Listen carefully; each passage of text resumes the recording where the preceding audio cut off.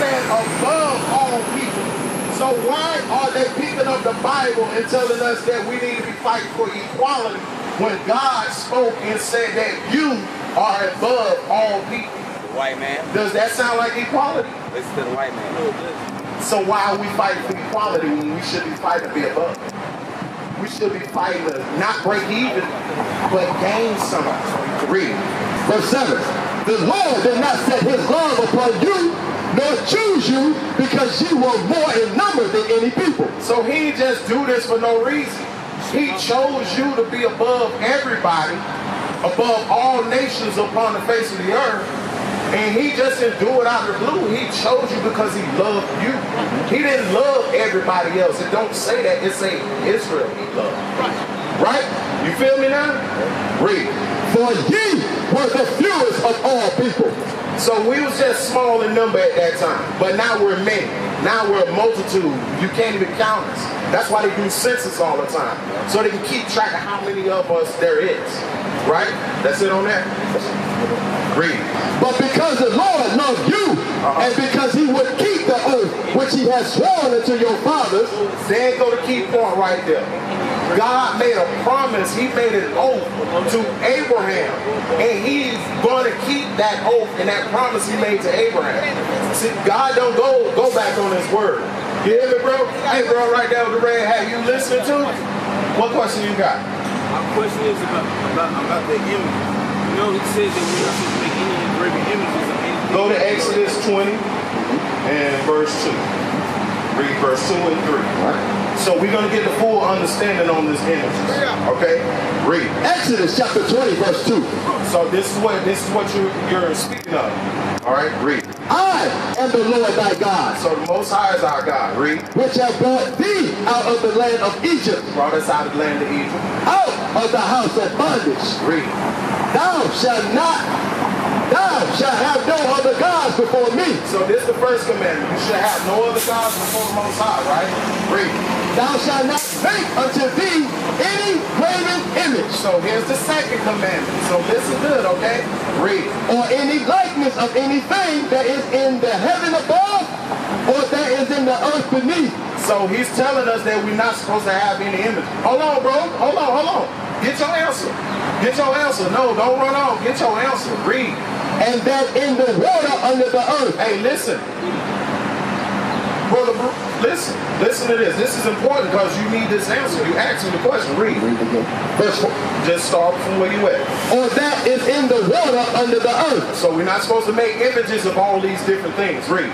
Thou shalt not bow down thyself to them. That's the point that we miss.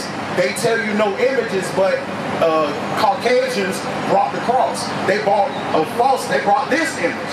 But the Most High God says don't bow down to images. Have you ever heard of Solomon's temple? Solomon's porch? You ever heard of that? He had images. Christ left an image, a description of his image. There's a description of God's image. So we're allowed to have images. We're just not supposed to bow down and worship these images.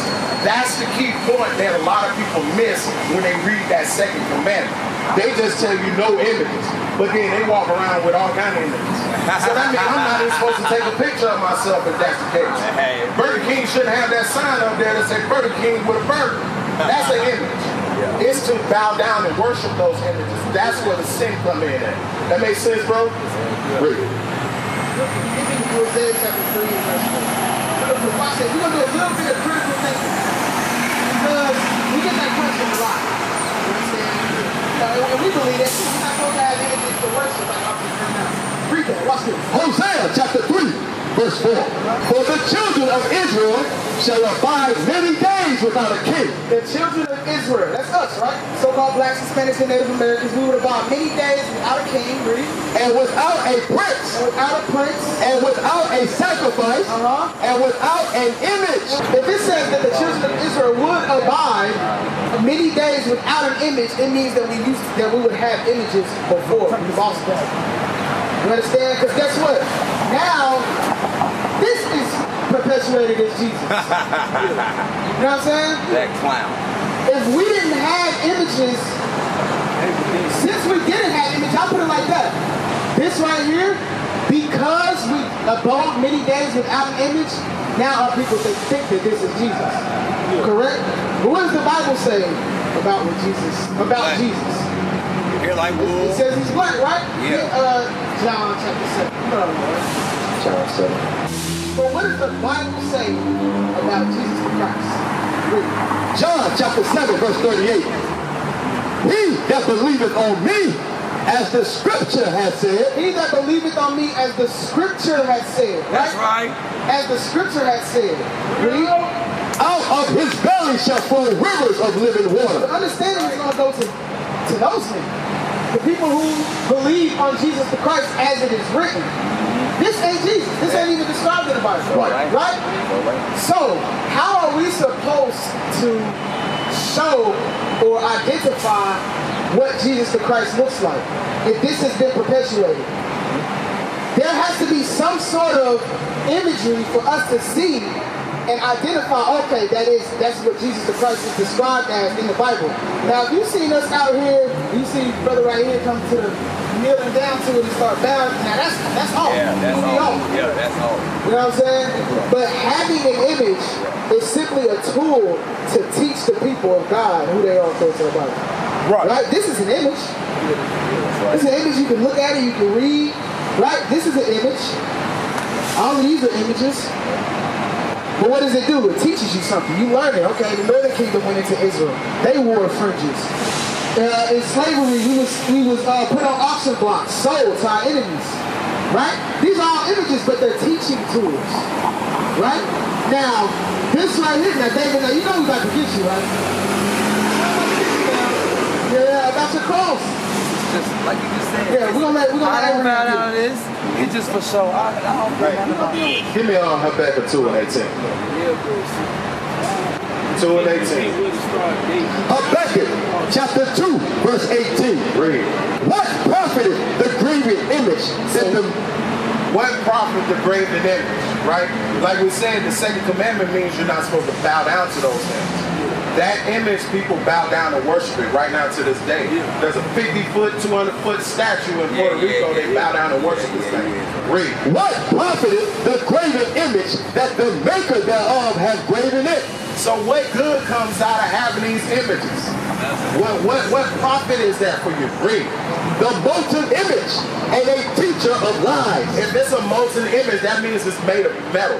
It has to be melted down in order to form that shape and carved out and engraved in. Right? Read. That the maker of his work trusted therein. So a lot of times when people see this Cesar Borgia image, they pray to it. They worship it because they think that image will save them. But that's a false image, and you shouldn't be bound down worshiping it anyway. Idolatry. Read. To make dumb idols. To make what? Dumb idols. To make what? Dumb idols. Those are dumb idols.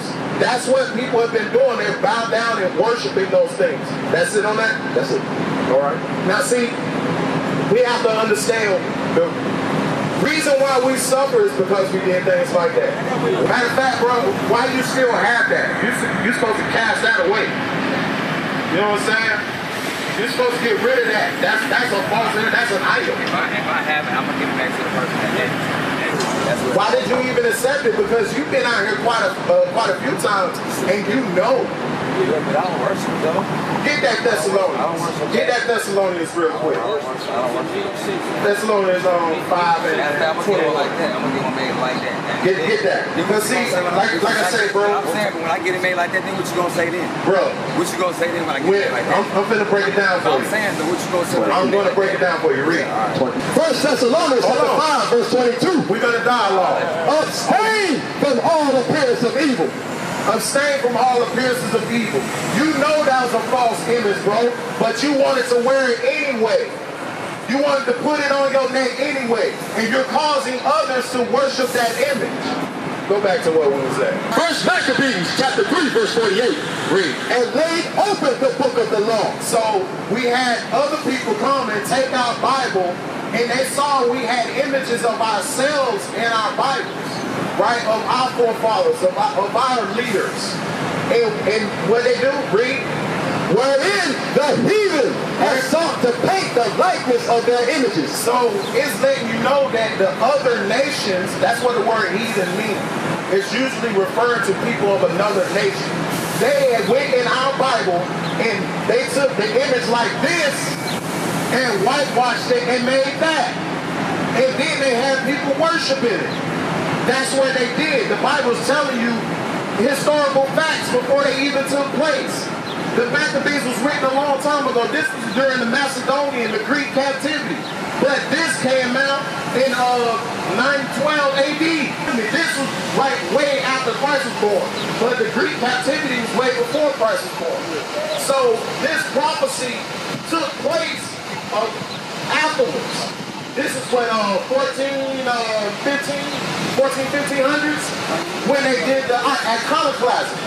They took our images, whitewashed it, and now they say, hey, worship us.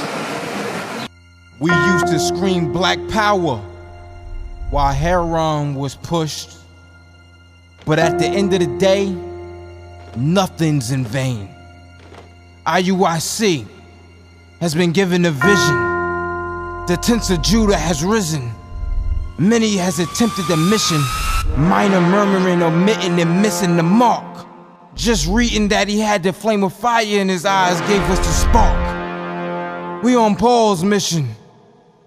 We out on the road, purple and gold, from Mexico, Cuba, Haiti, Ghana, Sierra Leone.